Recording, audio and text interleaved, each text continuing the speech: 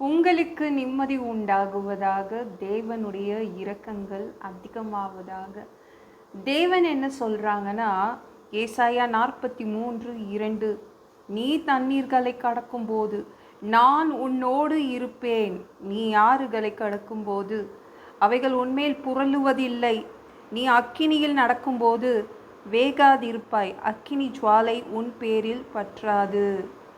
இந்த உலகம் உங்கள் வியாதியை பார்த்து, உங்கள் பிரச்சனைகளை பார்த்து நீங்கள் அவ்வளோதான் நினைக்கிறாங்களா? இந்த உலகத்தார் உள்ளவங்க, இந்த உலகத்தில் உள்ளவங்க அப்படி தான் நினைக்கிறாங்கல்ல. நீங்கள் அவ்வளோதான் நீங்கள் வந்து காலின்னு நினைக்கிறாங்களா? எந்த இடத்துல எந்த பிரச்சனையில் மாட்டியிருக்கீங்களோ, எந்த வியாதியில் மாட்டிகிட்ருக்கீங்களோ, அந்த வியாதியிலிருந்து, அந்த பிரச்சனையிலிருந்து நீங்கள் வெளியில் வந்துடுவீங்க. பிரச்சனை உங்களை அடிச்சுட்டு போகாது, வெளியில் வந்துடுவீங்க. வியாதியில் மூழ்கி போயிட மாட்டீங்க, வெளியில் வந்துடுவீங்க. கடந்து வெளியில் வந்துடுவீங்க. வெந்து போக மாட்டீங்க, நொந்து போக மாட்டீங்க. தேவன் இருக்கார், தேவனோடு சேர்ந்து வெளியில் வந்துடுவீங்க. அவர் நீங்கள் கடந்து வருவதற்காக உதவி செய்வார். என்னடா வாழ்க்கை இது, ஒவ்வொரு நாளும் எதையோ ஒன்றை கடந்து வர வேண்டியதாக இருக்குது. ஒவ்வொரு நாளும் இப்படி இருக்குது, எதில் ஏதோ ஒன்று என்னை படுத்துது அப்படின்றீங்களே. ஒரு நாளை தள்ளுறது ஒரு வருஷத்தை தள்ளுற மாதிரி இருக்குதுங்க. அவ்வளோ கஷ்டமாக இருக்குது. ஒரு நாளில் எப்படியோ கஷ்டப்பட்டு நான் போக்குறேன். கவலைப்படாதீங்க, நல்லாயிடும், வெளியில் வந்துடுவீங்க. என் வாழ்க்கை வண்டியை தள்ளவே முடியல, கஷ்டப்பட்டு தள்ளிகிட்ருக்கேன், அது ரிப்பேர் ஆயிடுச்சு. இந்த பூமி எவ்வளோ அழகாக ஓடுது, அதை மாதிரி இந்த பூமி மாதிரி என்னுடைய வாழ்க்கை நல்லா ஓடனா நல்லாயிருக்கும். நீங்கள் கவலைப்படுறீங்களா? ஒவ்வொரு நாளும் எப்பொழுதும் ஒரே மாதிரியே இருக்காதுங்க. மாறும், வாழ்க்கை மாறும். அப்படியே இருக்கும்னு யாராவது உங்ககிட்ட சொன்னாங்களா? அப்படியே தான் இந்த வியாதி இருக்கும், அப்படியே தான் இந்த பிரச்சனை இருக்கும், யாராவது உங்ககிட்ட சொன்னாங்களா? வாழ்க்கை மாறும், கண்டிப்பாக மாறும். ஏன்னா தேவன் வந்துட்டாரு, கவலைப்படாதீங்க, நீங்கள் வெளியில் வந்துடுவீங்க. யாக்கோபோடைய 10 பசங்க அவங்க என்ன பண்ணாங்கன்னா, மளிகை ஜாமான் வாங்குறதுக்காக பக்கத்து நாட்டுக்கு போனாங்க. ஏன் அவங்க நாட்டில் உள்ள மளிகை ஜாமான் கடைலாம் என்ன ஆச்சு, ப்ரொவிஷனல் ஸ்டோர்லாம் என்ன ஆச்சுன்னா எல்லாம் இழுத்து மூடப்பட்டது. ஏன் இழுத்து மூடப்பட்டதுன்னா, அவங்க நாட்டில் கோதுமை கிடைக்கல, அரிசி கிடைக்கல, எதுவுமே கிடைக்கல. அவ்வளோ பஞ்சம். அதனால் கடைக்காரங்க எதை வச்சு விற்பாங்கங்க?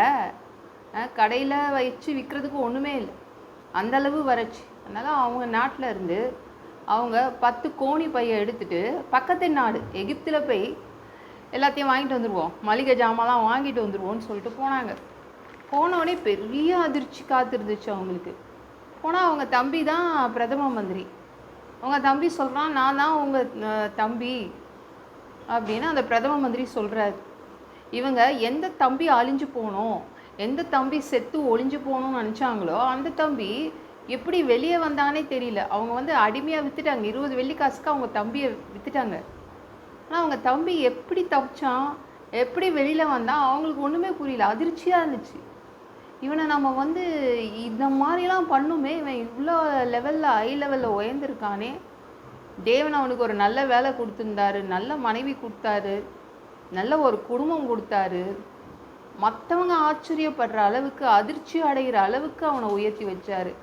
நீங்கள் அப்படி தாங்க, மற்றவங்க அதிர்ச்சி அடைஞ்சிடுவாங்க உங்களை பார்த்து. எப்படி இவங்க வெளியில் வந்தாங்க அப்படின்னு அதிசயப்படுவாங்க.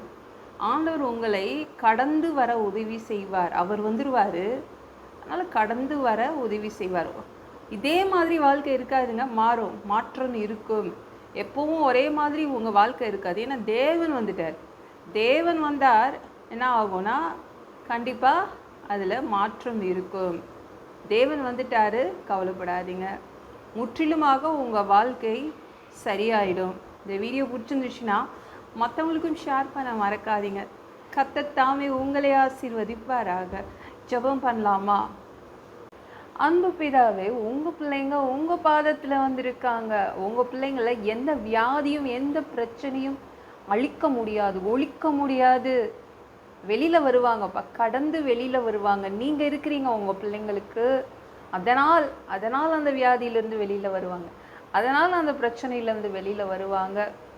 பா நன்றி. எல்லா பொல்லாத பிசாசுகள், ஏவல்கள், மந்திரங்கள், தற்கொலை ஆவிகள், பயத்தின் ஆவிகள், பலவீனப்படுத்துகின்ற ஆவிகள் எல்லாம் இயேசு என்ற பெயரினை கொண்டு துரத்துகிறேன். ஓடிப்போ. உங்கள் பிள்ளைங்களை ரத்த கோட்டிக்குள் மறைச்சிக்கோங்க.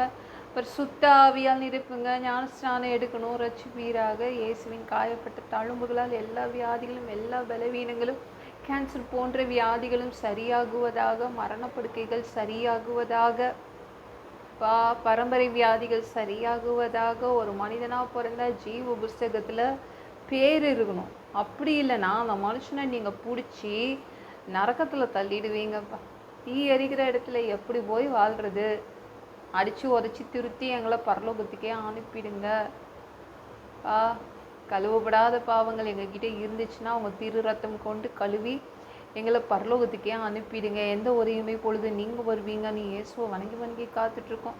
பரிசுத்தமாக வாழ்ந்து காத்துட்ருக்கோம். அந்த உரையுமே பொழுதுல உங்களுக்கு ஒப்பான உடம்பு எங்களுக்கு கொடுக்கப்படும். அதை பெற்றுக்கொண்டு மதிய வானத்தில் உங்களை சந்திக்க வருவோம்.